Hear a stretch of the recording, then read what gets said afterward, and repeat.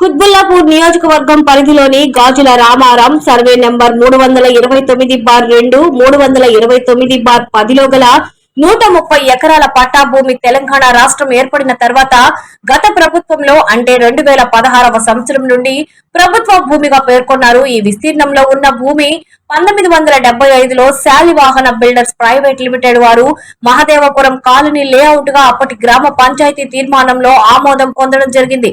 ఈ సందర్భంగా కూనా Srisailam Goud Mahadevapuram welfare association సభ్యులు కాలనీ వాసులతో కలిసి మేడ్చల్ మల్కాజ్గిరి జిల్లా కలెక్టర్ కార్యాలయానికి తీసుకెళ్లి గౌరవ కలెక్టర్ శ్రీ మిక్కిలినేని మను చౌదరి గారికి వినతి పత్రం అందజేసి త్వరగా ఈ సమస్యను పరిష్కరించుకోవాలని కోరడమైంది.